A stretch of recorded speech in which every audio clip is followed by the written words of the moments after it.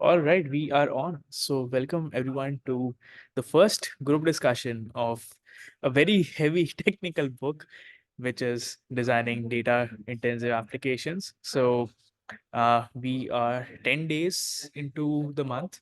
And yeah, let's just first go around the room by sharing like where we are, um, uh, what all chapters we have read, and then we'll sort of go into a free flowing discussion. So, okay, Ramalinga has joined from office laptop. All right, so can't turn the video on. All right, Bhavika, it would be great if you can turn your video on. And awesome, cool. So, yeah, Mohib, just gonna share your progress. Yeah, I'll start. So Yeah. I am in the second, done with the second chapter, and have just started chapter three. And then Okay, I went back to take a look on chapter one and two again before this call today. understood. Devanshu. Yeah, hi. So, I was at chapter 2 last Saturday and didn't Okay. got time after that. So I'm still on the chapter 2. I think relationships, many to many relationship. All So I'm right. still like generic topics. I think till chapter 3 it's generic topic only. I think Mm-hmm. after chapter 3 we will start specifics. All right. Bhavika.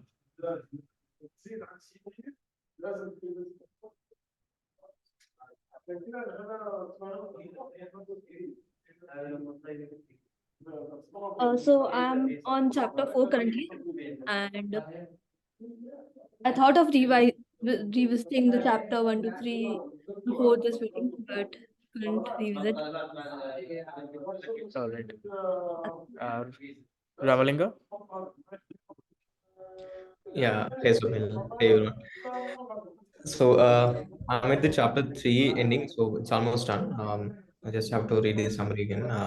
Yeah, mostly the three chapters are done. All right. Cool. And Amin, you're on mute.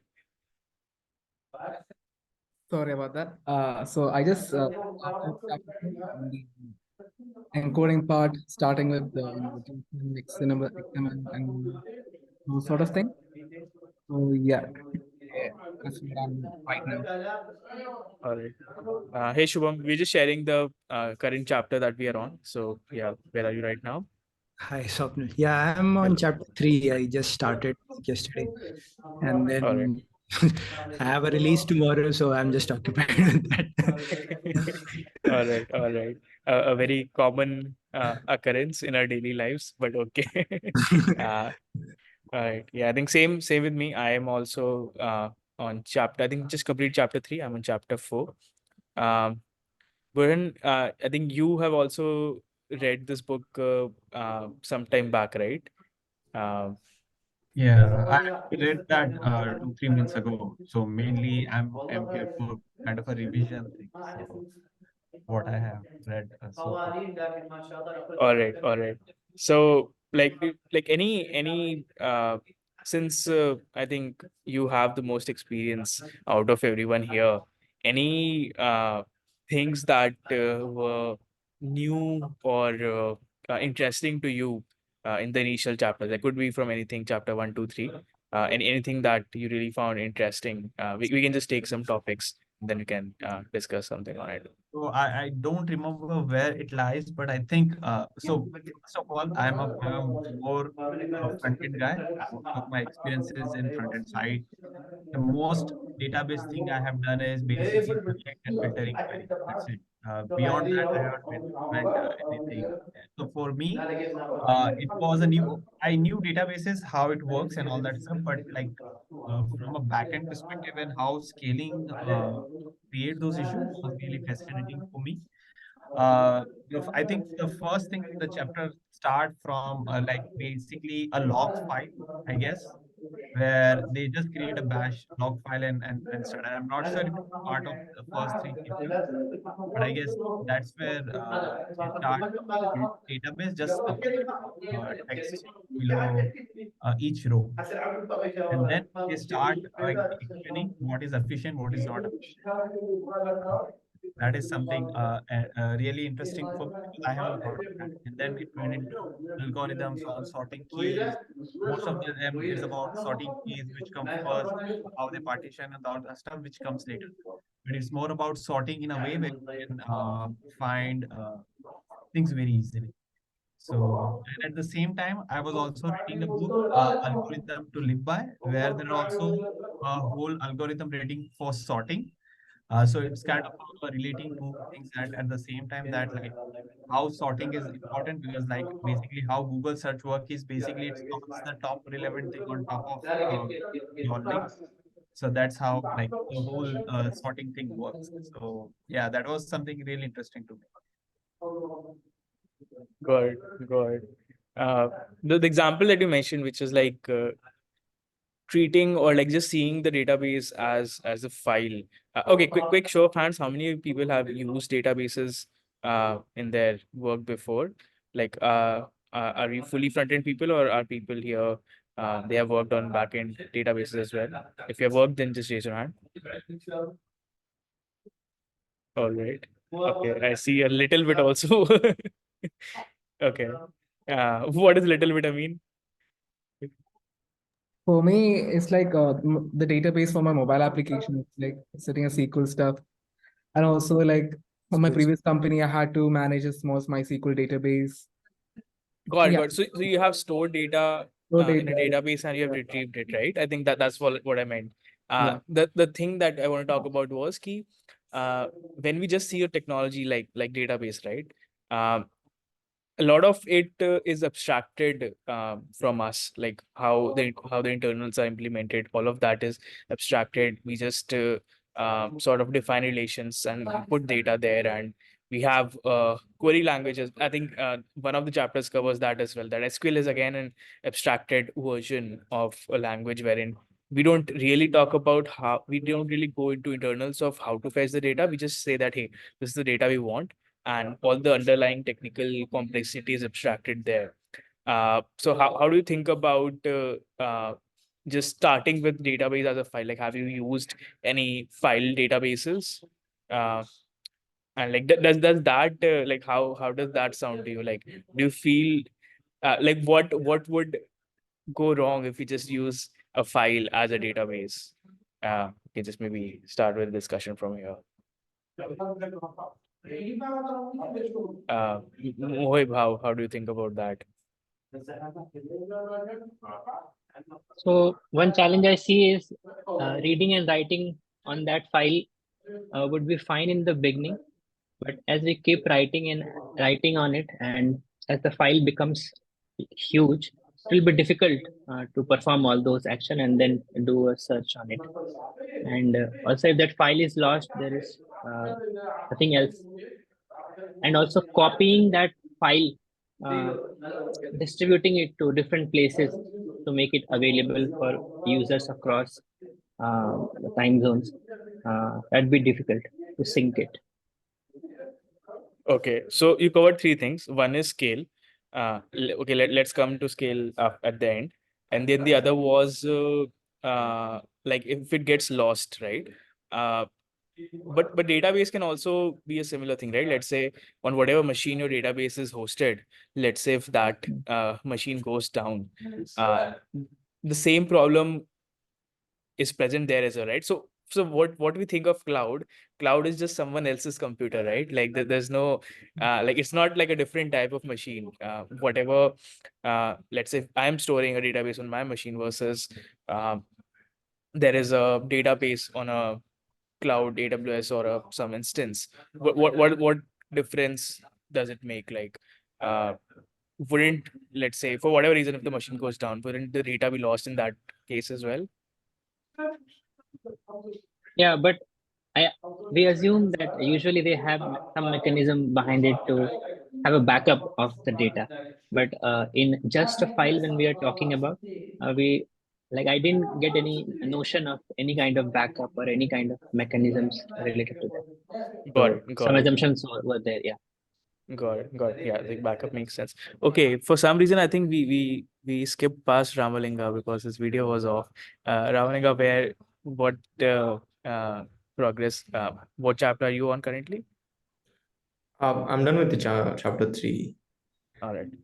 All right. Cool. Same discussion point. Like what differences do you see um, when you store data on a file in your machine versus a database? Uh, Databases are more configured for the many parameters like different load variations. Let's say for the even for the uninterrupted services, like if the server goes down, that's the power backup, or anything goes wrong, then they have the different strategies for backup as well. Let's say in one of the chapter where they discusses in in all the data models, they access the data from the disk model and they keep that in the memory, and they again paste back to the disk. And in between these operations, there can be high chances that power goes off and that data can be lost. So these configurations we can't manage at our scale. So these are because they become so expert, because I'm sure that they lost many times the data some of the companies, and they faced all this risk factor. So yeah, so they are very experts in organizing all this. I think that is the reason why they have so many models of, adopting to the different strategies and different use cases. All right, makes sense. Anyone else wants to add on this point? Also, I think regarding the read-write operations, I don't think we can simultaneously write on a same notepad. Like if I am editing something, other guy can open only as a read only format of that notepad. So this may cause the sync operation. So reliability is not good. So when we talk about database, how do you think it handles the same thing? Like, do you think like there can be multiple writes there, and then like does the same problem not exist in a database? Uh, I think it provides different connections or for its operation. Okay, so okay, I'll go to Burhan now because he has more experience than all of us. So okay, what are your thoughts, Burhan, on this? So I think the book tried to address, like, if you went through all the book, the book addressed to try to answer two basic questions. I mean, the first question is what come first? Like there are two operations happening, and to decide which one comes first, the whole book has all those algorithm to decide, like, should I write this one first, or should I write that one first? And in that sense, a basic example come is like if you are, let's say you are GPaying some amount of money to someone from your mobile, and at the same time you did the transaction from your net banking as well, right? So how does the database decide which amount come first and which amount come later, and based on that the detection, and that is where read and write and which come first, all those things happen. And this like the first half of the book is basically trying to answer that question with the different scenarios and all that stuff. Because it also shared that it depends what kind of database you are trying to build first. Like, does it have more read operation or does it have more write operations? So based on that, like you choose a database and do that example. One of the example, for example, if I want to start with the file one, is that we were building an application and we want to have a logging mechanism where whatever user does in the app, we log that into file. So we didn't choose a database for that because it was too heavy, and we didn't do any read operation from that file. It was just that one dumping into the backend the whole file what we have done. So reading was not there, and writing was not also way more complicated. Like we were not writing in between or something like we were just appending logs after log. So in that sense, the file kind of a database worked for us because we were not reading much and we were not worried about in which location we are going to write. So reading and writing based on your like use case, it's also an important role on how you like design your and that is the first part. And the second part is basically, I'm not sure, I don't know how to pronounce that word, but it's basically it's called a collaboration between two things and to agree with someone, like there are two person, right? And whose whose decision should be agreed. I think it's called Consensus. consensus. Consensus. Consensus. Yeah. Yeah. So basically deciding based on two party deciding what decision we should make. And that is where all this backup and all those things come because they have a lot of PCs and a lot of partition and replication happen in the backend.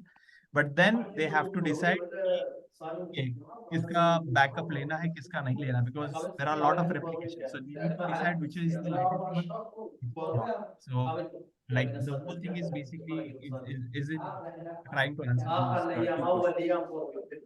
Okay, I think we might have gone too technical or too advanced because I think most of us haven't like I'm also on the fourth chapter only, so I think we went into advanced. So coming back to the original question, which was key in a file, we can write only once, at one at a time, but in a database we could be writing multiple times at the same time, as Devanshu was mentioning.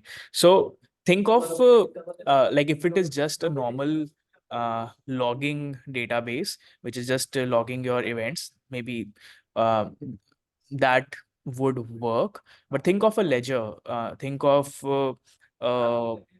you have a balance, and then again, like we're talking about, you paid one amount from your Google Pay application, the other from, let's say, Paytm, and irrespective of whether your backend implementation uses a file or like a proper database, you cannot write both these transactions at once because you need to see what is the uh, so you need to see what a balance is at that point of time, and uh, y- like you should not double spend the amount. Let's say if you have 10 rupees, you should not be able to spend 10 rupees from both of your applications, right? So how it should work theoretically is you should be able to get a lock, some sort of I'm using OS terminology here. You should be able to get a lock on your wallet in some sense, and then you make the transaction, decrease the amount, update your balance,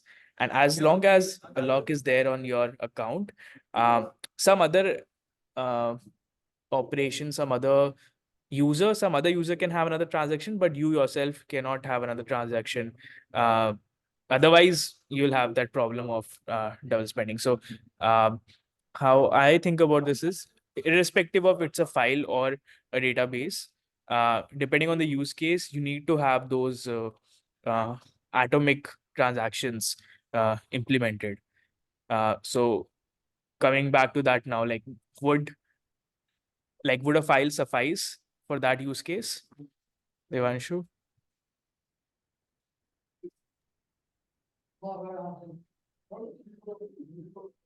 I think yes.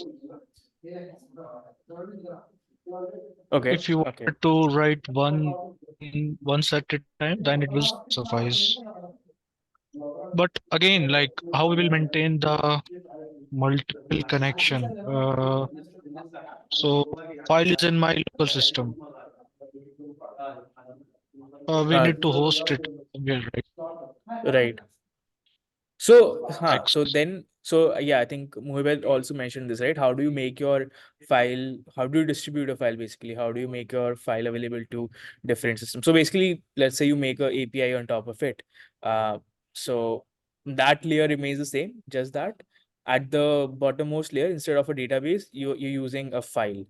Um, like the simplest example would be you're using like a in-memory JSON object itself, but Like I think in-memory JSON does not sound like a database because it is in memory. By database, the first thing that we think about is it is persisted.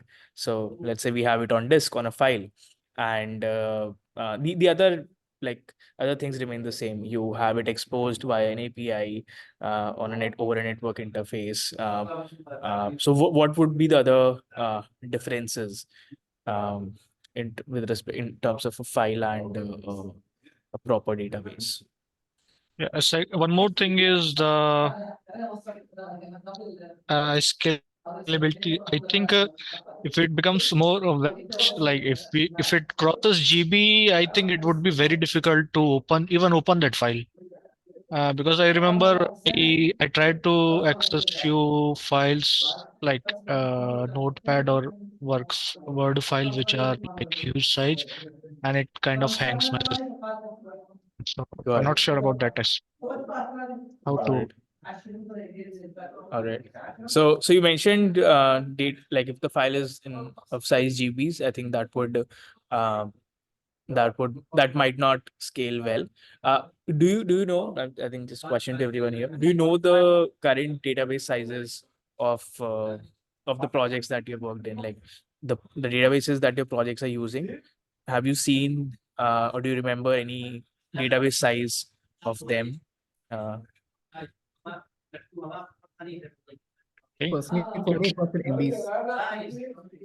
okay. Can you describe your database a bit? Like what kind of data was there? Like it was data for about around 5,000 to 10,000 users, and it's like it was a job listing portal, and it's like people referring other people, and people you know applying for jobs and user data and stuff like that. So it's like it was in MBs. If like I remember correctly, so we are like two type of database. Only uh, uh, the information kind of database is in I think 600 700, and there is one more that S3 I think. S3 is like very huge. I don't remember the size. That is having like images plus videos, like images and mostly images. So that is I think huge. I don't remember that size. What is the size you mentioned of the database? Normal information is like 500, 600, like 565 GB or something. GB. All right. What Yeah. what kind of data was this? It is like a lot of items, like even the small uh, electronic items details, like full specification, everything, All right. everything. And what like any rough idea of the number of rows in that database? Yeah, it's like I think more than 60,000 items are there, or more than that. 60,000. Okay. Seems I think I'm not sure why 60,000 items uh converted into 600 GBs. So in Amin's case, we saw like around 1,000 items. It was in MBs. Typically, like the like unless you're storing a bunch of data, like if you're storing the image itself in the DB or some JSON object, I think for that the storage the usage might increase. But if you're just storing metadata, even you store like lots of columns, the storage comes out to be pretty small. Yeah, but I think they are also relating some other database with that, like uh, so that items will have relation with like its costing, its pricing, and all those things. So it's not like only the items. It is Got it. like having relationship with deeper level costing, and then third party thing who have the availability of those. So everything. Understood. It was like a complex database, but there Yeah, would be like lots of different tables, and then yeah, one table had 60,000 rows, and then other tables might have data of yeah, their own. yeah. All right. All right. Sounds good. But like this feels like an interesting experiment to try out for any of your side projects, basically. Just make a file database and just see how long or how far you can scale it. Um, just do some like run some loop, just send some storage random, just generate fake data, just load some requests, and then try to get fetch the details again and see how far you can scale this. So I think this would give you a good idea of how things scale. Because like theory is one thing, but at the same time, once you actually try it out, once you see it in action, I think the concepts sort of get etched in your mind. So yeah, try it out if possible. All right. Okay. So now I think we can just go around the room one more time and then just talk about one, two, three things that you read that were either surprising or confusing or interesting. Um, so if it's confused, if it is surprising or interesting, I think you can just share it. If it is confusing, then maybe we'll have like a small discussion on uh, solving that doubt, basically. Uh, you can share one thing, two things, three things, up to you. So yeah, who wants to start? I can start with something. Okay, Shubham, go ahead. No worries. No issues. I mean, you can go ahead. Okay, so I would just like to add on the file adding part, as in that is talked about the book, as in the how they start with a basic database that just do DB set and DB get, and like how they appending stuff to the database gets is easier. So you can just keep on adding stuff to the file. And like things get complicated when you try to read it. For example, if you're so you have to finding a specific key, and everything is a key value pair. You want to find a specific key, things get harder. And the idea like how it introduces in indexes, as in how index could be useful to get stuff really faster than just explaining how primary keys work, and later this expanding this concept into our daily databases, like why we need indexes in our databases. So the good ideas, and the person like who doesn't manage DBs and wrote indexes for DBs myself, as it's a very good introduction to why these stuff matters, especially when you might scale, you need to how to make queries faster, and this is a very good concept. Okay, quick show of hands. How many of you have run queries on indexed columns and like seen a noticeable improvement? All right. Shivam, do you want to like talk about it? Yeah, sure. So basically, this was with Firebase DB. So I think I'm not sure if it even allows unindexed columns to be queried, but I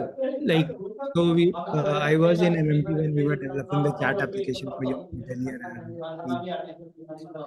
So previously, it was like custom database, and there like the response times usually was around a second. Like if you send a message, it used to take a second to get stored to get the response. But once we moved to Firebase, and like a lot of indexing and all we had done, and it was reduced by 90%. So like it was improved like a lot. So, and also because Firebase is like real-time database, right? So that was also there. But yeah, so like I'm sure that like the relational database that we had, that was also indexed, but uh, uh, like yeah, I don't know. Right now, I'm not able to think why this much performance difference was there, but probably because Firebase like on its own also it performs a lot of indexing and performance optimization and tuning. Good. Yeah, I think again, adding on to the previous exercise itself,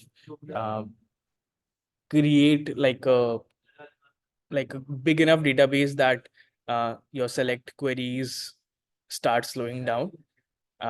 Then add an index, and then if you see the performance, let me see if I can make a toy database to have you play around with it. Let me sit over the weekend and see if I can spin that up. I think once you see yourself, it will sort of make that concept sink in. So yeah, I think let me just note down an action item on me. Give indexing. As you Yeah. mentioned about like API taking a lot of time in order to fetch the data. So there's a funny story happened with me. Is since we are talking about scale of database, I have worked on I have not, but the backend person who used to flaunt that he has a huge database around 48 GB of data. So it was around 48 GB of data, and it's a pharmaceutical company. So the reason why they have this big data was there are multiple reasons. First, they was a very old company, so they were collecting data since they like 8-9 years ago. And since it was a pharma company and not a tech company, more of right, so they were using old database which was not upgraded at all. So any new developer comes, they don't allow to migrate to any new database. So what the old developer does is that in let's say if they want to add some functionality, they can't change on the existing database. So they add another column to that database so that it start making work. And then 2 years after another developer comes, it add another column. Then another developer comes, then it add another column, and it keeps going on and on and on, and the database grew a lot. And also there is also a terms called normalization. Sometimes you have two different fields, but in order to make the read faster, you just merge those two fields. So for example, if you have a first name and last name, you don't want to read them separate. So you have one full name, and then you had that full name in that row, and you just read that column. So as the developer started to add, since it's a pharmaceutical company, it was having a lot of location, plus they have a lot of product with a lot of minor changes like 200 mg, 1 mg kind of a thing. So they have a lot of data on that. And they also wanted to have a conversion of that currency. So they store one value in their database, and then the person in the front end didn't know that the conversion should happen on a front end side. So what the database guy did was that they created another column with each currencies. So they have, let's say, save rupees. So they have a dollar, they have a euro, they have a different. So hence the database. And then it was around like 8-9 years of working on those database. And one day the manager came to me, and then he told me that we need to build an app. So I started building an app, and he gave me the API, and he told me that just call this API and you'll get data in one shot. So I said, okay. And I called the API and it got failed. And I tried again, it got failed, and I tried again and it got failed. And I asked what happened, what is happening. So I say I'm passing this payload properly, but it's still failing. So he came, okay, I'll come and meet you at the evening and see what's the issue. He came and he saw that I was just waiting to API to get call, and it got failed after a minute. So he told me that why you are keeping a timeout for 1 minute. I said that's a standard for API call. If it's fail in a 1 minute, then you should like fail on a front end side. He said, no, dude, it will take 5 minutes to load that API. So you have to keep it for the 5 minutes, and then you will get the data. So that was one of the slowest API I have worked with. And I didn't know like the timeout can go up to the 5 minutes. So usually, and when I switch company, they reduce the timeout to 15 seconds. That like we don't want to have more timeout, we just wanted to have 15 seconds. So it was getting more and worse. So that's how like designing database is so important. So yeah. Interesting. What were the number of columns? What are the max number of columns in those tables? No, I didn't know. He just used to say we have a lot of columns and a lot of data. And it was around 48 GB of data. So that's the only thing I know. And also the API.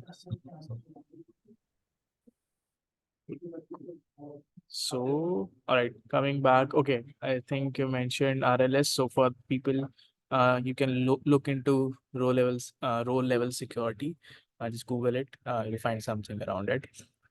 Cool. So yeah, we're going around the room. Bhavika, anything that you liked, you found interesting, confusing, surprising in what you've read so far?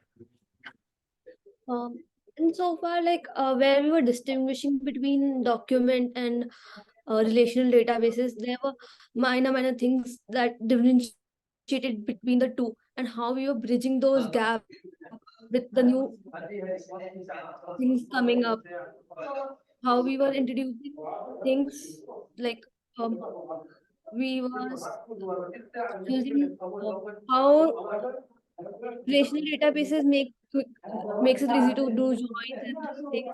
We were trying to take those advantage and use those in document, and the advantages, small advantages we have in document, and get a best of both worlds.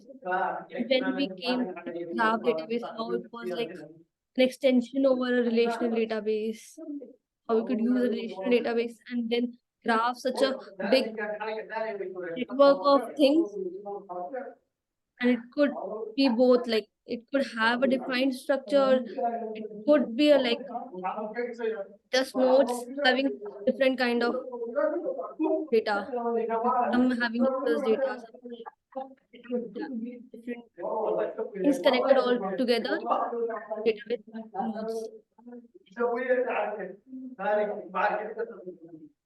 All right. So you're mentioning how like different types of database sort of converging to a similar, like basically everything is supporting everything. All right. Yeah, I think that was very interesting. Cool. Ramalinga? Okay, Mohib, you want to say something? Yeah, I'll go next. So Yeah. since I became a dev, and when I would use applications, I would think about how the front end is working, and this data is coming from an API, and API call is going, that is bringing the data. But I had never thought about scale, how apps like Facebook and Twitter and YouTube, the scale at which they work, I have no idea. And in the first chapter where the author talks about Twitter and the amount of tweet that is read and uh, wrote a write concurrently, it was something fascinating for me, because I have never worked with relational databases, and also at this scale I have no idea about anything. So that was very fascinating to me. I did not understand completely everything, given my lack of knowledge of relational databases. But I think with time, when I work and then come back to this, it will make sense. Yeah, that was interesting. Yeah, I think with the book of this complexity, like it's best to sort of not go with a aim of understanding 100%, but uh, otherwise you'll sort of get stuck into analysis paralysis. You'll sort of see, okay, jab tak ye samajh mein nahi aayega, tab tak I'll not move ahead. But then, like there are so many terms Yeah. thrown around. Like if you just like if you go on to like 100% completion, like I will understand every term that is mentioned, so saalo nikal jayenge. So yeah, I think it's best to just get acquainted with what's out there, so at least you know कि अच्छा ऐसा भी होता है, and then when actually it sort of comes into under either your work or a side project, then you can sort of come back to it and then dive deeper into it. So yeah. Right. Yeah, kind of like in Uh, competitive exams, they suggest you don't stuck on any question, you just skip through if you don't understand it in the first 30 seconds or something, just so that you are able to make one round in the fastest time, and you know what is out there Yeah. and what you'll be able to solve, something like that. Yeah. All right. I think this is a very good analogy. All right. Yeah, I All right. come from that background. Yeah. All right. Yeah. Cool. Who wants to go next? Ramalinga? Yeah, Swapnil. So this book is very interesting for me because my thought process actually stopped at back, and I didn't go beyond that till now. And my discussion was front end and back end and that sort of thing. So there are a couple of things that I actually liked because of working as a front end, I assume that when I make the API call, I get the data, and when I post the data, that gets stored in that. But this book has given me the insights of what happens between the reads and writes. So that's the one interesting factor. And the second one is the how different data models evolved over the time. So again, reading the some of the history, how the things evolve actually gives you the perspective of how you can actually change the existing data systems based on your configurations. That's the one interesting factor in this, and there in one chapter he mentions imperative programming versus declarative. So most of the database reads and writes happen on the declarative programming, and he says that database indexes and everything as fluid, and they don't actually stick to one row or column, but they change over whenever the data changes. That actually very interesting for me to read. And most finally, the biggest, the more interesting thing that I've read is the um, this database engineers work very close with the hardware, because uh, the front ends are back end guys work with the softwares and talking to the databases, but we seldom consider the CPUs and how their disk is the data is being written on the disk. But they are, I think they clearly thinks about what is in the RAM, what is in the memory, and what is being written on the disk spaces.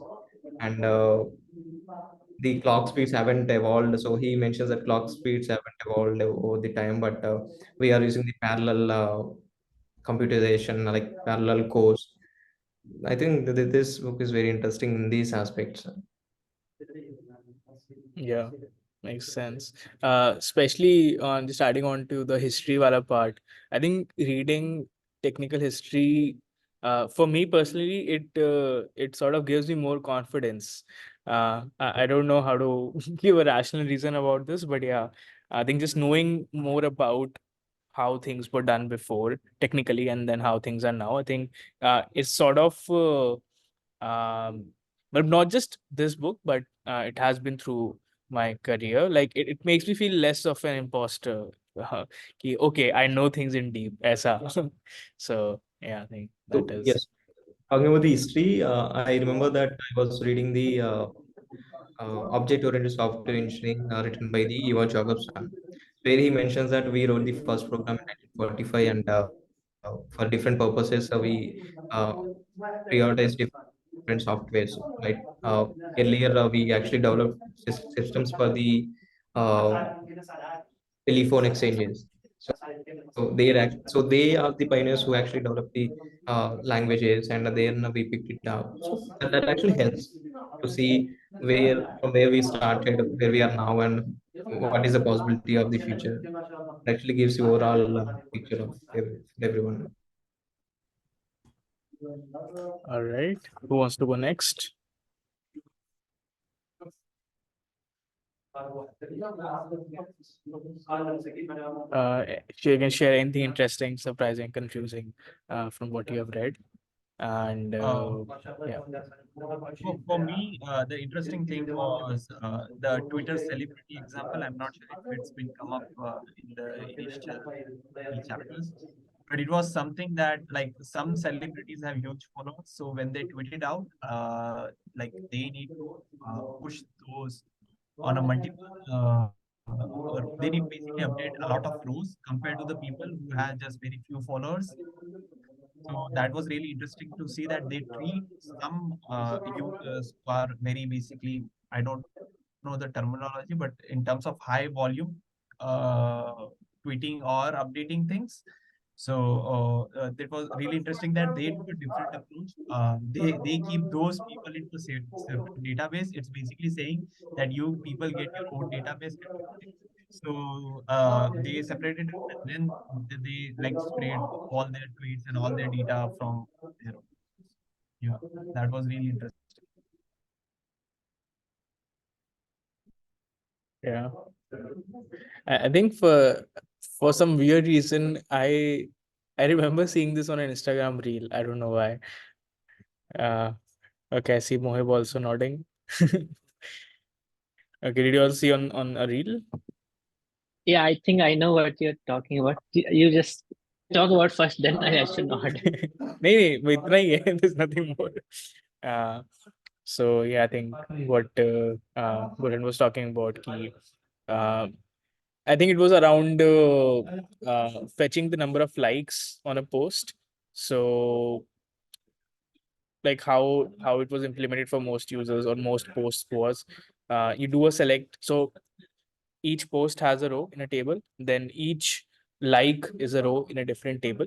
And if you want to get the number of likes for a post, then you do a select count star, where the post ID is that. And it sort of does not scale well for celebrities, because they have a lot of people who like their posts. So uh, I think they chose to denormalize the data and put a total likes field in alongside the post itself. So whenever someone likes it, um, you sort of update the total likes post there and then. It duplicates the data, but yeah, for those cases it makes sense. So I think that's the that's the common or like a recurring theme for tech, which is there's no single correct answer for anything. You always have uh, okay, yeah, Mohib mentioned the name. It's the Justin Bieber like problem. Yeah. All right. Uh, cool. I think we are towards the end. I also wanted to discuss what's your reading strategy for a technical book. Um, do you like make notes or like anything different that you do for a technical book versus a normal book? Anyone wants to share? I think might be useful for the group.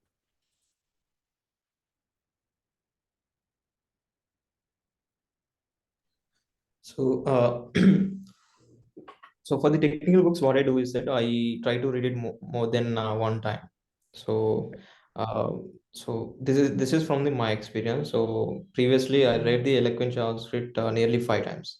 So each time something folds up, like each time you get to know something better than the last time, and you go and try the JavaScript, and you come back to the book and you read, you get to know something better than last time. So yes, compared to that book, this book is very like light headed, like it's not that complex, because it's actually telling you about the data and some of the history of it. So yeah, I try to read more than 1 or 2 times. That's the Makes thing that I follow with the technical books. got it. Makes sense. Thanks for sharing. Anyone else want to share? So I also follow a similar strategy. So whatever tech book that I read, right, I read it like almost 2 to 3 times. So first time is like a regular read. I just, like go through like what are the contents of the book, what it is mainly talking about, and like whatever I find interesting, right, I just make a star, or I'll just flip the pages there. And in the second read, it's more like detailed. So that time, if I find that okay, this might be, like it can be helpful for my projects or for interview, then I make a proper note of it. And I have a notebook. So there I make the notes. And like third time, it's mostly I refer the notes, and then if I think that something has missed, like if I'm recalling something that was there in the book and it's not written here, then I go back to the book.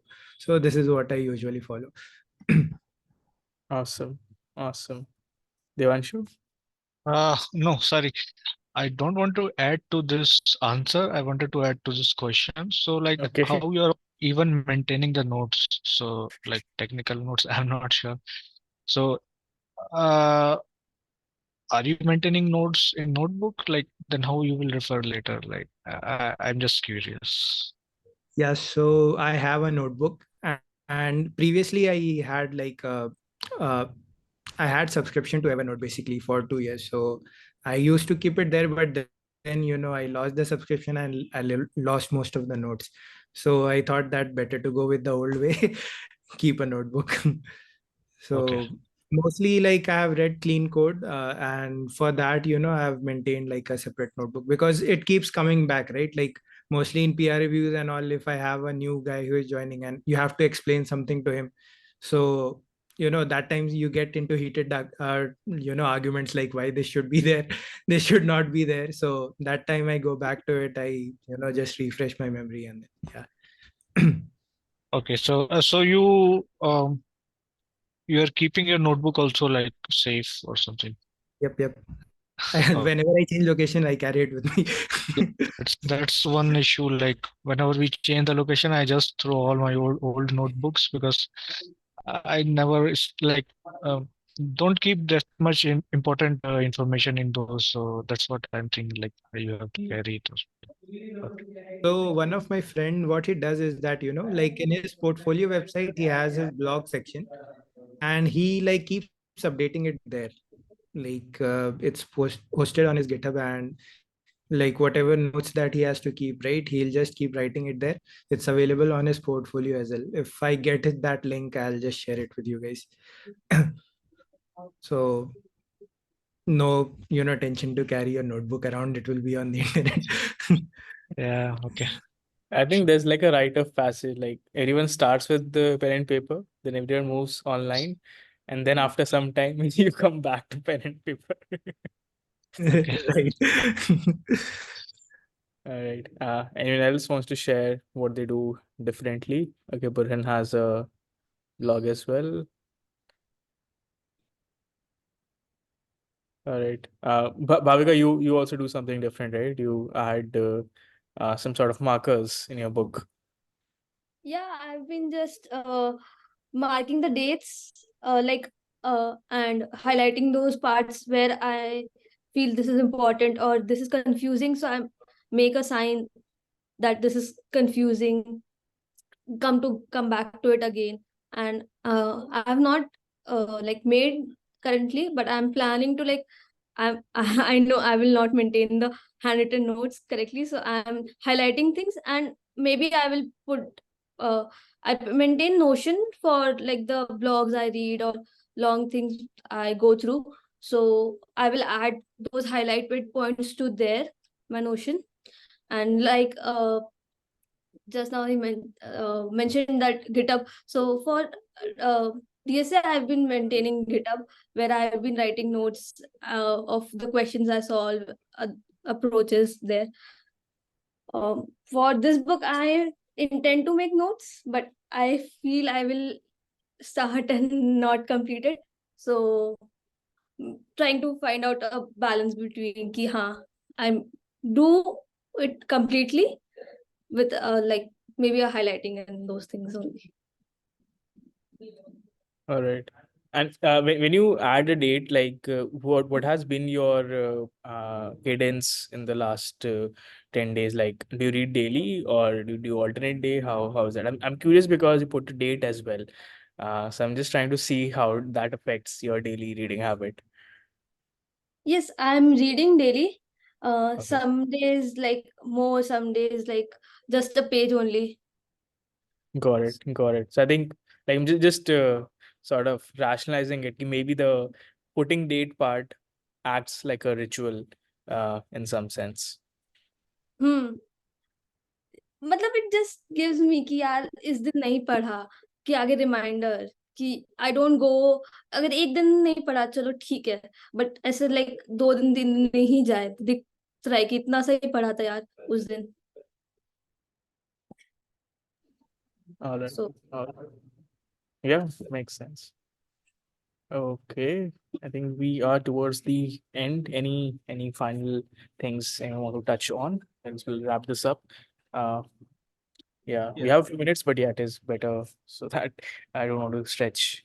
Yeah, someone was saying. Yeah, I just wanted to share one tip in terms of note taking. Like as Swapnil mentioned, we start with a notebook, then we go digitally, then we come back to the notebook. It's same happened with me as well. One thing I like I would like to share with everyone is that whenever you take a note, like don't just highlight or just like don't just try to, even if you're taking a note, just don't copy paste what you have read and then add it to the your notebook. Just use your own words in order to write that thing, so you will retain a lot more compared to just highlighting. Because I have read technical books, I have highlighted it, but I almost forget after that. Until unless you write yourself in your own words, you remember a lot. Also, it opens up new things, like new links to your mind. But like that is something really help, and it's way more simple. But yeah, it's very like hard to do. So just don't copy the exact thing. Try to write it in your own word, basically. All right. I think on that note, we'll wrap this up. I, And Swapnil, I have yeah, one question. yeah.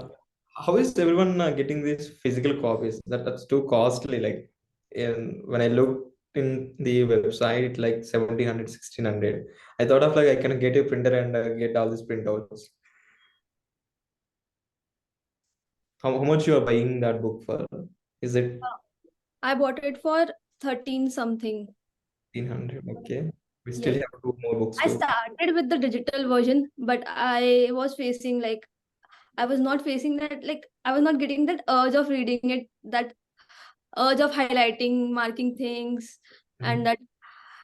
So when I got the physical copy, it was much easier to read. And Yeah, I prefer the physical copies, but that is too costly, like 1300 or 1500.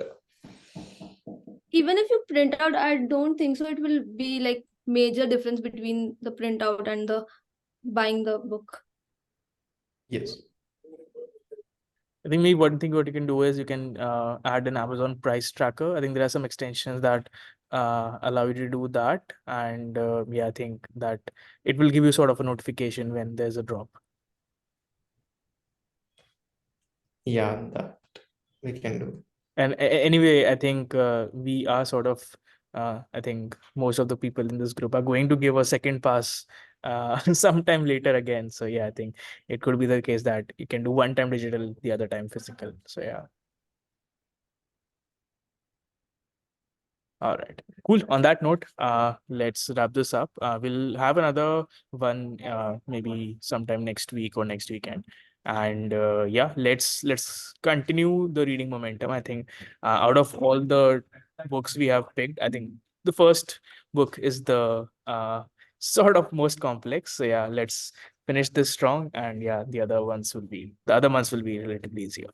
All right, see you folks next time. So, one thing, are you targeting it 30 Jan, 31st Jan for this? Yeah. So depends on the how the group progresses as well. The tentative is Jan end, but yeah, ऐसा नहीं मतलब ऐसा भी नहीं होगा कि we'll make a hard stop. We can also maybe extend it 1 or 2 weeks and then adjust the other books accordingly. So it Okay. depends on how the group progresses.